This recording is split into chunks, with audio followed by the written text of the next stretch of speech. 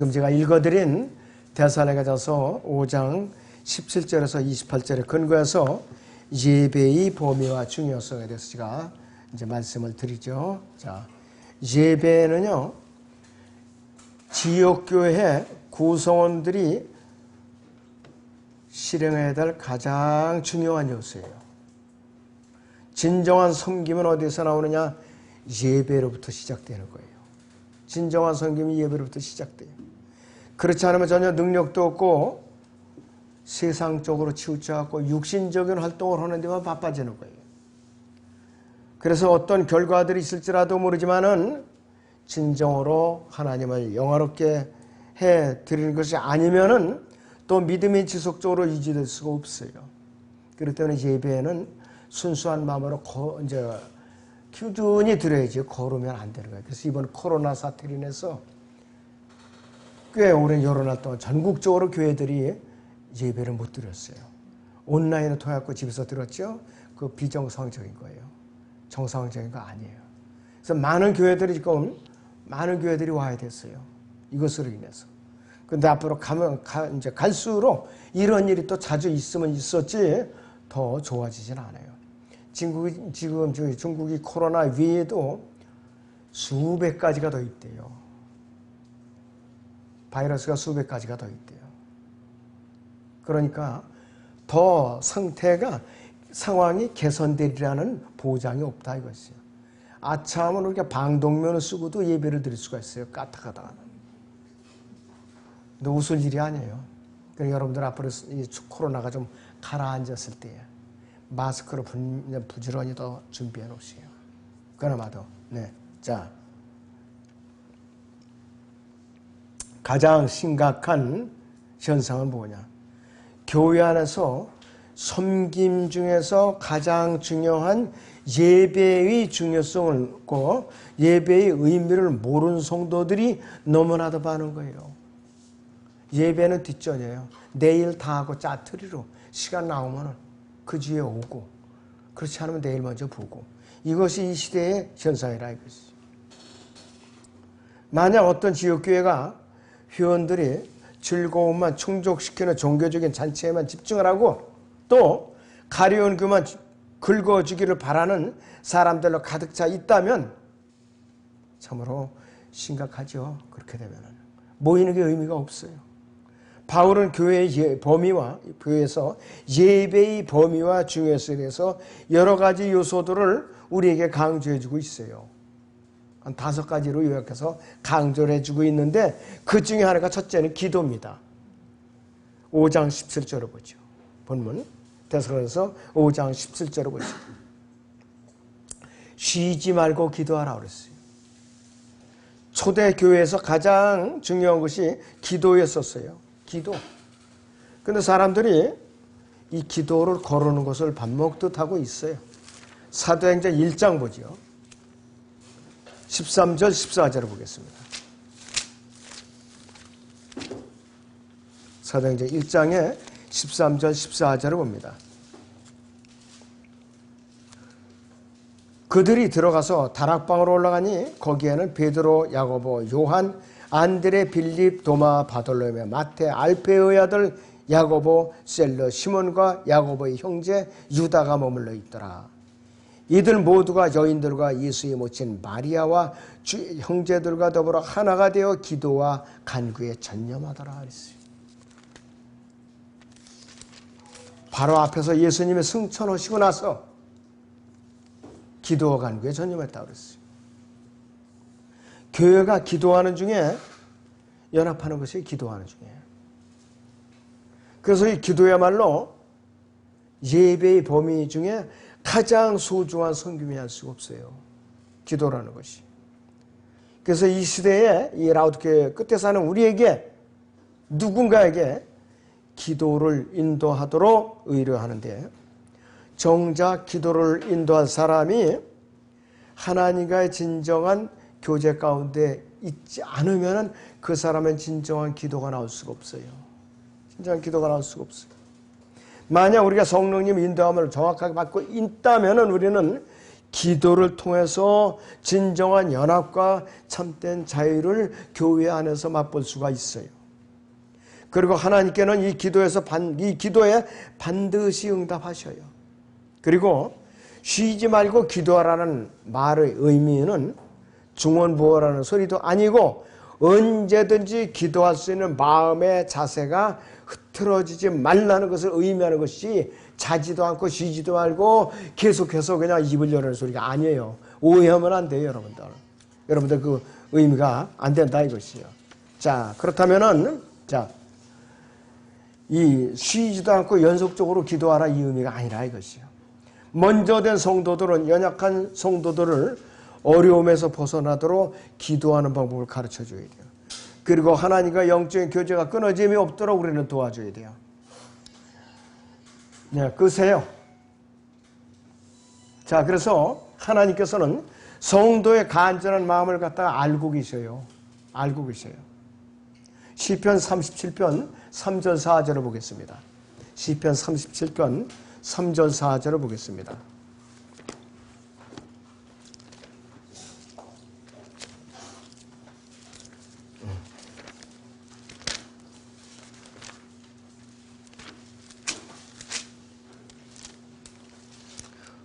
주를 신뢰하고 선을 행하라. 그리하면 네가 땅에 거할 것이요 진실로 그가 너를 먹이시리라. 또 주를 기뻐하라. 그리하면 그가 네 마음의 소원들을 내게 주시리라 그랬어요. 비록 우리의 간절한 부르짖음이 침묵하는 동안일지라도 하나님께서는 이러한 마음의 욕망들에 늘 귀를 기울여 주세요. 그리고 응답해 주시는 하나님이에요. 응답해 주시는 하나님이세요. 근데 우리는 무관심하죠. 무관심하다 이거예요. 우리는 이 기도가 그렇게 굉장히 의미가 있는 건데도 무관심하다 이것이요. 자, 그래서는 우리는 기도라는 것, 예배의 범위 안에 기도라는 것, 요거를 우리 염두에 둬야 돼요. 그리고 실행에 옮겨야 돼요. 두 번째, 예배의 범위 안에 뭐가 들어있는가? 찬양이라는 것이 들어있어요. 예배의 범위 안에 두 번째는 찬양이라는 것이 들어있어요. 본문 데살로니가서 5장 18절을 보겠습니다. 5장 18절을 보세요. 모든 일에 감사하라. 이것은 예수 그리스도 안에서 너희에 관한 하나님의 뜻이니라 그랬어요.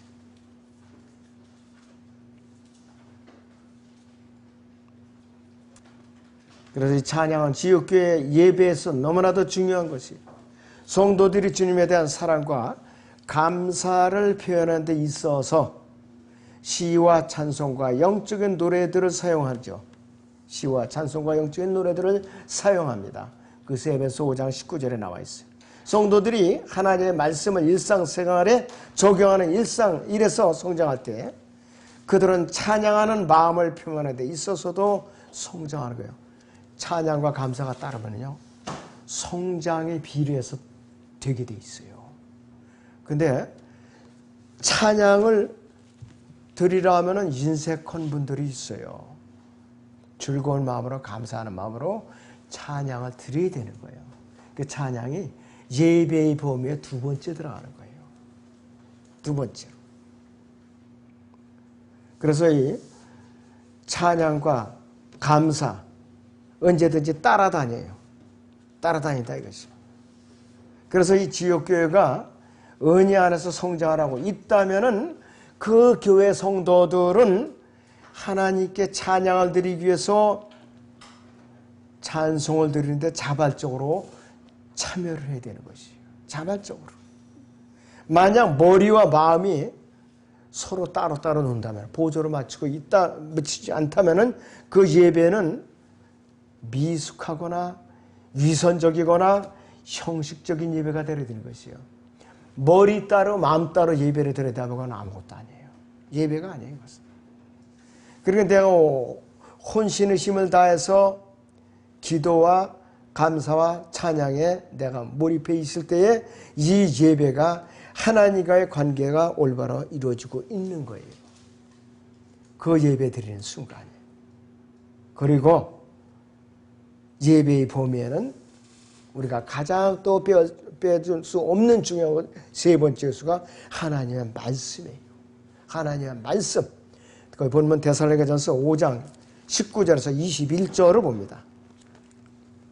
19절에서 21절을 보세요. 성령을 소멸하지 말라. 예언을 멸시하지 말라. 모든 일을 시험하여 보고 선한 것을 붙잡으라. 모든 일을 시험하여 보고 선한 것을 붙잡으라 그랬어요. 이 라우디케아 교회 시대에는요, 하나님의 말씀을 제외하고는 주께로부터 받은 특별한 계시가 없어요. 기록된 말씀 외에는 특별한 계시를 찾아서는 안 돼요. 찾아서는 안 돼요. 어떤 분은 저한테 전화를 와서 그래요. 천사를 봤다. 하나님께 계시를 받았다. 또 내가 무엇을 보여줬다. 장황하게 그렇게 그냥 상담을 하고 메시지를 보내와요. 어디 대형교회에 다니고 있는데 지금 집에 쉬고 있다고 그래요. 과연 교회가 할 일이 뭐냐, 역할이 뭐냐 이것이요. 환상을 보고 해야 된다면 성경이 필요가 없어요. 지금 성경이 필요 없다고요. 기록된 말씀대로만 가야 된다 이것이에요.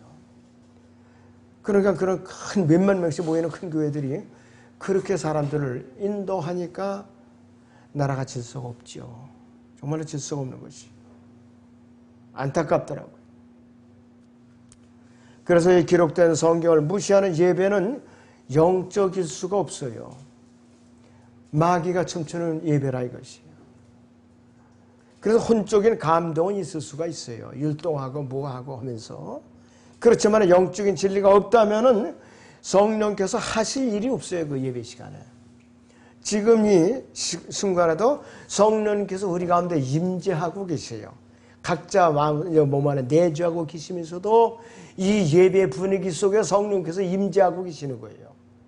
임재하고 계신다 이것이. 그래서 성령을 소멸하지 말라, 예언을 멸시하지 말라, 모든 일 시험하고 선한 것을 붙잡으라 하는 이 구절들에서 이 세 가지 권면은 항상 묶여서 따라다니는 거예요. 분리가 안 돼요, 이것은. 성령을 소멸하지 말라, 예언을 멸시하지 말라, 모든 일을 시험하고 선한 것을 붙잡으라는 이 세 가지 요소는 묶여서 따라다닌다. 분리될 수가 없다. 또 성도의 예배 중에서 성령께서 어떻게 효과적으로 역사해 주시는가를 이 세 가지 요소가 깨닫게 해주시는 거예요. 바로. 자, 초대교회는 이 시대에 우리가 갖고 있는 것과 같은 완성된 성경이 없었기 때문에 예언도 나오고 방언도 나오고 그랬던 거예요. 고린도 교회도 그랬던 거예요. 온전한 성경이 없었어요. 서신을 써가는 과정이에요.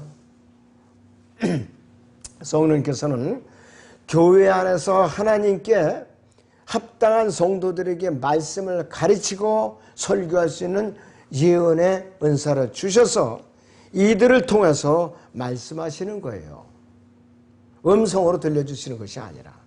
그러니까 먼저 성장하고 말씀으로 잘 훈련받은 소명이 있는 사람들이 이 성경을 가르치는 것, 또 풀어서 선포하는 것, 이것이 예언이에요.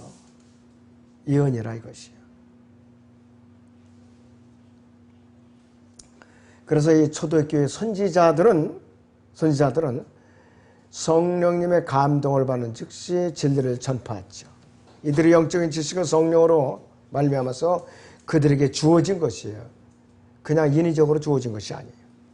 또 때로는 그때는 성경이 기록되는 과정이기 때문에 방언으로 말을 했다. 그런데 이 방언조차도 알아듣지는 못하는 소리가 아니라 알아듣는 외국어였다 이것이에요.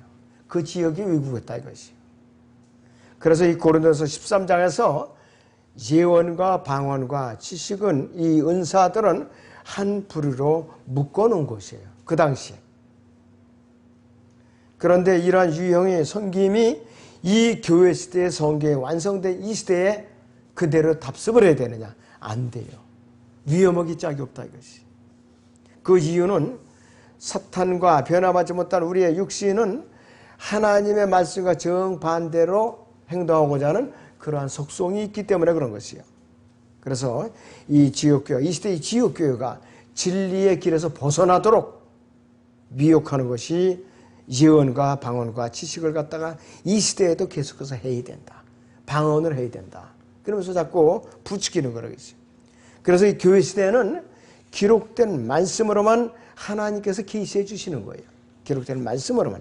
그래서 만약 지역교회가 진리의 말씀을 전파하는 이 사람에 대해서 존중하지 아니한다면 위험하기 짝이 없어요. 자, 성령님의 역사를 소멸시키는 결과예요, 이것이 바로. 그래서 이 신실한 지역교회 안에는 설교자도 있고 성경 교사도 있고 혼을 이겨오는 복음 전도자, 거리 설교자, 구원 상담자, 그리고 여러 가지 일들로 섬기는 다양한 은사들이 지역교회 안에 존재하는 것이에요. 이것이 주님께서 지금 지역교회 안에 주신 은사들이에요. 다만 섬기는 지체들이 하는 일들이 진정으로 주님께서 허락하신 일들인지 우리는 올바로 판단할 필요가 있어요. 분별해야 돼요. 뭔가 이상하다, 뭔가 석연치 않아, 이러면 그거는 중단해야 돼요. 그러면 안 돼. 무리하게 하면 안 되는 거라 이것이. 자, 바울은 그래서 교회 안에서 이러한 일을 하는데 엄격하게 질서대로 하도록 명령했어요. 고린도 교회도 하도 혼란스러우니까 질서 있게 하라고 그랬어요. 질서 있게. 뭔가 교회 안이 혼란스럽다, 무질서하다 하면 그건 사탄의 역사지 성령님의 역사가 아닌 것이에요. 그래서 우리에게는 완성된 성경으로 기록된 완성된 계시인 이 한 권의 성경이 여러분들의 손에 들려져 있는 것이에요. 그런데 일주일에 성경을 몇 번 보느냐, 매일같이 보느냐, 그렇지 않으면 매일같이 기도를 하느냐, 거르고 그냥 지나가느냐, 대단히 심각한 문제가 아닐 수 없어요. 자, 그래서 이 시대에는 더 이상 선지자가 필요 없어요. 이 시대에는. 자, 사도들과 선지자들은 교회의 기초를 놓는 데 필요했던 거예요. 교회의 기초를 놓는데. 그런데 지금도 내가 자칭 사도, 선지자, 이러고 어떤 사람들은 명찰까지 달고 다녀요. 사명자라고 그러면서 명찰까지도 달고 다녀. 그래서 내가 물어봤어요. 뭐요? 그러니까 하나님께 계시받았다고. 그래서 내가 아무 소리 안 했어요. 더 얘기해봤자 은혜가 안 되겠더라고요. 자, 에베소 2장 20절을 보죠. 에베소 2장 20절.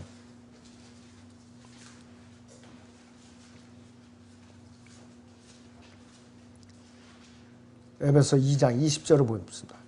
너희는 사도들과 선지자들의 기초 위에 세워졌으며 예수 그리스도께서 친히 귀중한 모퉁이 돌이 되셨다 그랬어요.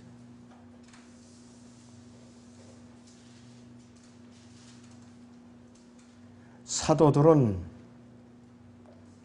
성경을 기록하는 데 필요했던 사람들. 선지자들은 이 성경, 그래서 성경 66권을 정경화해서 완성시키는 데까지 필요했던 사람들이에요. 그게 지금 역사 무대에서 사라졌어요. 역사 무대에서 사라졌다 이거예요. 그런데 지금은 선지자들이 주장하고 아직도 필요하다면은 그 사람 성경이 필요가 없어요. 선지자 학교라든지 무슨 이런 걸 갖다 세워놓고 그럼 안 되는 거라 이것이. 자, 그래서 이 마지막 때에 우리가 소유한 유일한 선지자적인 역할이 있다면은 이미 기록된 하나님의 말씀을 전파하고 가르치는 것뿐이에요. 굳이 얘기한다면.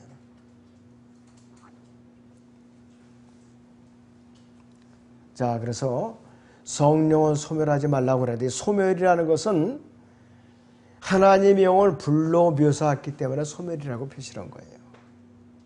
불은 능력이 있죠. 태우는 능력이 있죠. 빛이 나죠. 온기가 있죠. 필요한 경우에는 파괴도 시킬 수가 있어요. 불태워가지고. 성령께서 우리의 생활과 교회에서 역사하실 때 우리 마음에 사랑의 온기가 있고 마음을 비추어주는 빛이 있고 또 우리의 의지를 행사할 수 있도록 하는 힘이 있는 거예요. 바로. 그런 힘이 있다 이것이. 성령님께서는 우리를 함께 녹여가지고서 조화와 협력을 이루도록 하는 거예요. 교회 안에서 내가 살아있으면 교회가 죽어요. 내가 죽어야 사는 거예요. 내가 죽어야 예수님이 활동하세요. 성령님이 역사하신다 이거죠. 그래서 성령님께서 우리를 정화시키는 과정에서 죄를 갖다 내려놓도록 하시요. 버리게 한다 이것이. 그래서 성령의 불이 우리 마음의 재단에서 꺼지는 일이 있어서는 안 돼요. 꺼뜨려서는 안 돼요. 우리 자신의 삶에 동기를 부여하고 힘을 주시는 헌신된 삶을 지속적으로 유지될 수 있도록 우리는 내 안에서 성령의 불을 꺼뜨려서는 안 돼요. 부흥사들이 주장하는 것처럼 밖에서 그냥 불길 같은 성신여 이러는 거 말고 은밀히 내 안에 내주하 계시는 그 성령님께서 나의 믿음에 언제든지 불타오르도록 그 불을 지피는 일을 계속 해 주시게 된다 이것이요. 우리 자신의 삶에 동기를 부여하고 힘을 주시는 헌신된 삶을 지속적으로 살기 위해서는 성령님께서 계속 역사해 주셔야 되는 거예요. 성령님께서.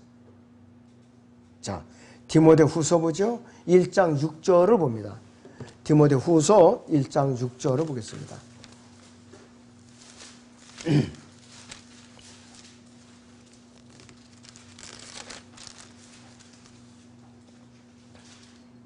그러므로 내가 너를 일깨우는 것은 나의 안수함으로 네 속에 있게 된 하나님의 은사를 불릴 듯 일어나게 하려 함이라 그랬습니다.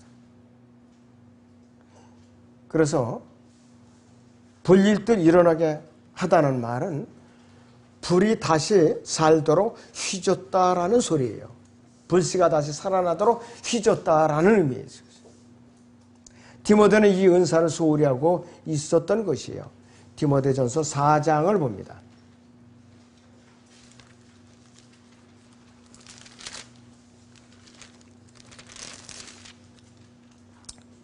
14절이요.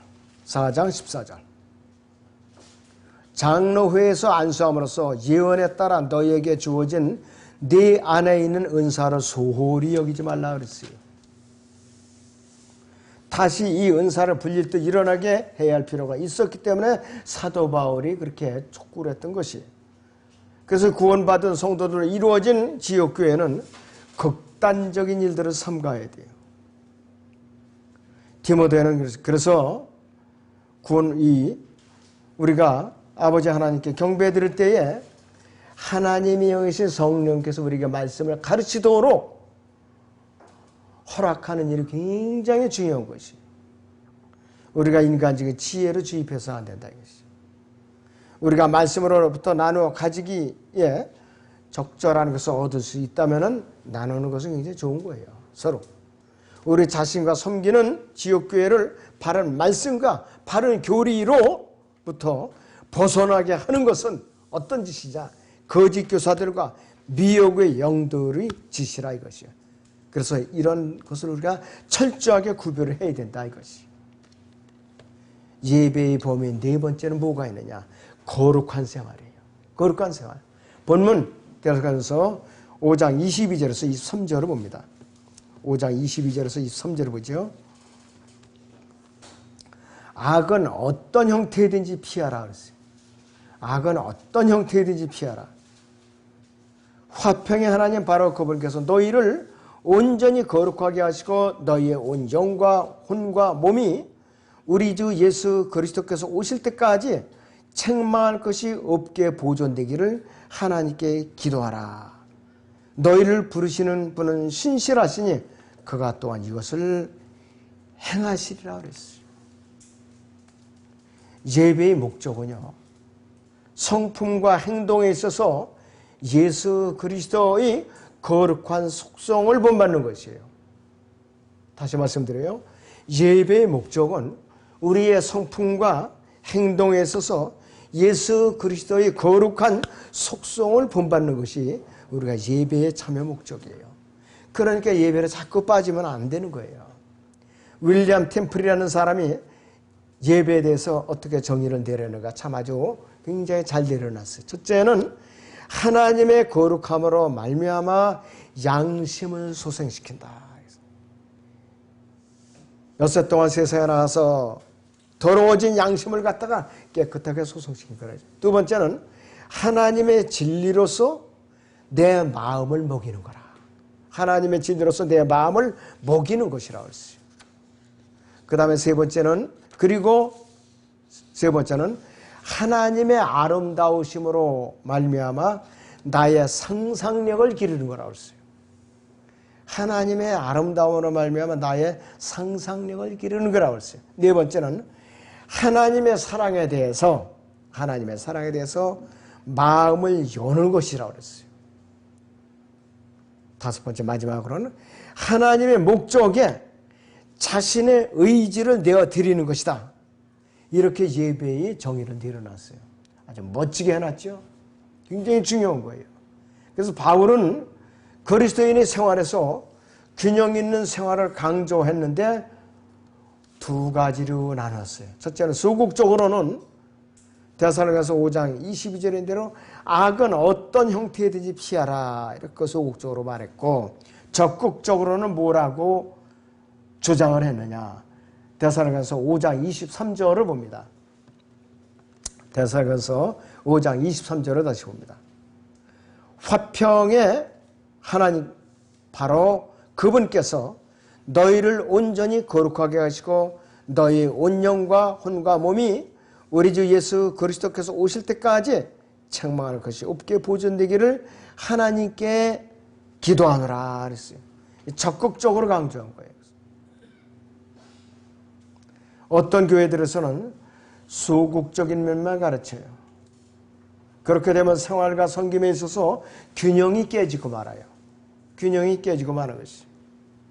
거룩하게 한다는 말, 여러분들 잘 들으세요. 거룩하게 한다는 이 말의 의미는 무엇이냐. 하나님께서 사용하시도록, 나를 하나님께서 사용하시도록 분리시켜 놓는다. 따로 떼어 놓는다. 이 뜻이에요. 바로 거룩하게 한다는 것이. 다시 말씀드려요.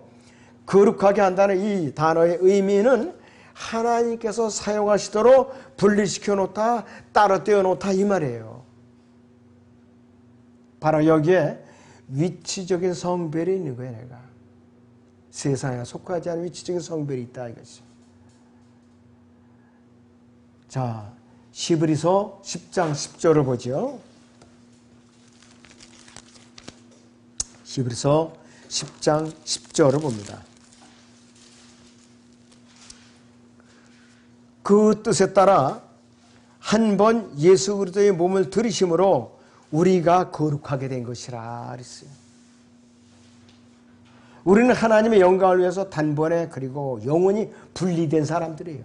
뭐와? 죄와 분리된 사람들이, 세상과 분리된 사람들이. 또 우리는 실제 생활에 있어서 매 순간마다 성별이 요구되는 사람들이. 그래서 사도 바울은요, 고린도 후서 7장 1절을 보겠습니다. 고린도 후서 7장 1절을 보겠습니다.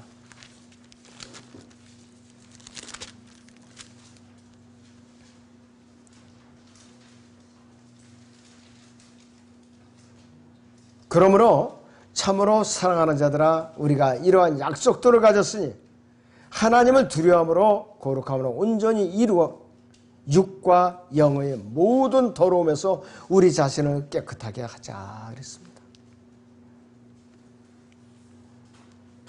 이것이 바로 성경적인 성별이에요. 성별이라 이것이에요. 우리는 매 순간마다 우리가 짓는 죄를 자백하고 성별된 생활을 하고 영적으로 성숙해지는 것이에요.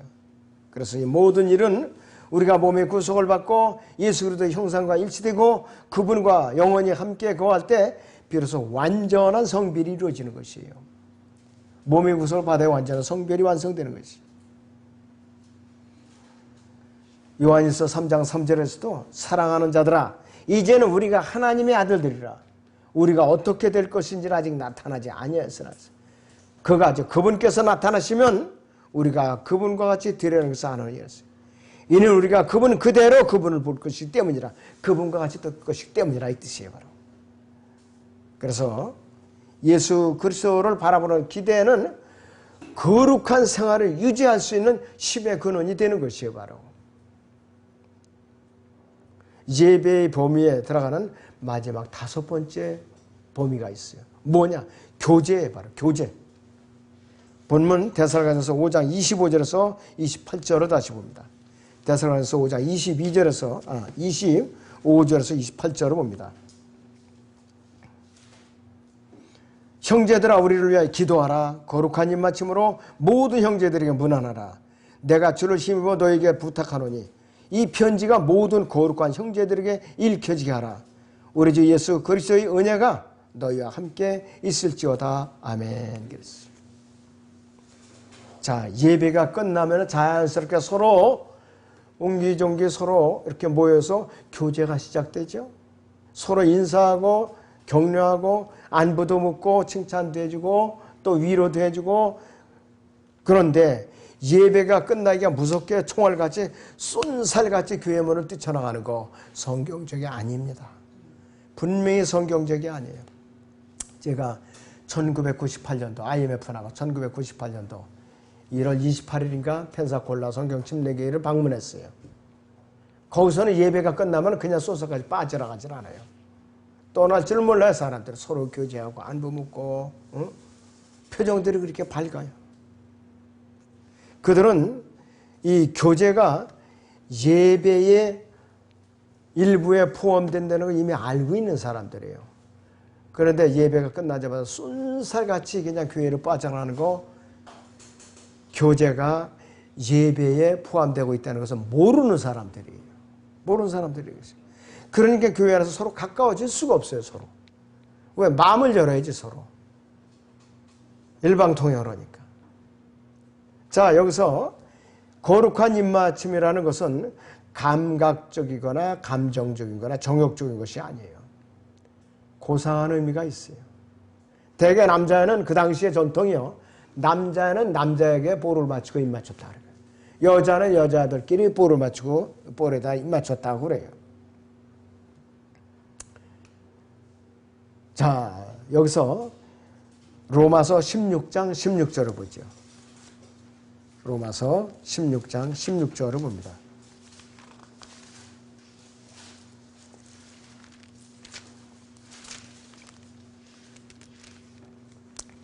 거룩한 입맞춤으로 서로 문안하라. 그리스도의 교회들이 너희에게 문안하느니라 그랬어요. 여기서의 그리스도의 교회들은 그리스도인들을 말하는 것이에요. 바로 고린도전서 16장을 보죠. 고린도전서 16장.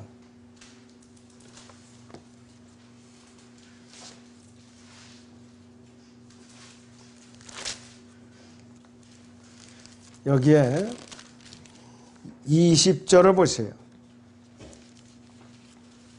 모든 형제가 너희에게 문안하니 너희는 거룩한 입맞춤으로 서로 문안하라 그랬어요.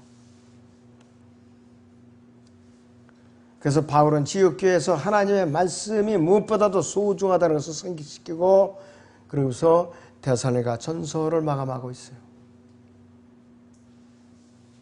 하나님의 말씀이 우리의 행위를 철저하게 다스려야 되고 우리의 삶을 매 순간마다 인도해야 되는 것이. 우리는 늘 하나님의 말씀을 묵상하고 깨닫도록 힘써야 되죠. 또 한편으로는 이 지역교회 안에서 친교를 통해서 교제를 통해서 하나님의 말씀에 귀 기울이고 나눌 필요가 있어요. 왜냐하면 한 사람의 경험은 다른 사람의 경험을 통해서 균형을 유지하도록 도와주는 거예요. 내가 직접 그 경험을 하지 않았더라도 그 사람의 간증이나 이야기를 들음으로써 간접적으로 그것이 내 것이 되는 거예요. 바로. 그러니까 여러분들이 이 교제를 갖다 소홀하면 안 되는 것이에요.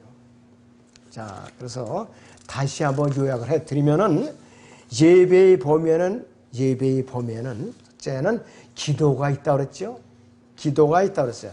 그 다음에는 찬양, 감사와 찬양이 있고 세 번째는 하나님의 말씀이 있다고 그랬어요. 그 다음에 네 번째가 무엇인가? 거룩한 생활이라고 그랬어요. 다섯 번째 마지막은 교제가 있다고 그랬습니다. 이 다섯 가지가 이 범위 안에 들어가야 돼요. 하나라도 빠지면 그건 불완전한 예배예요.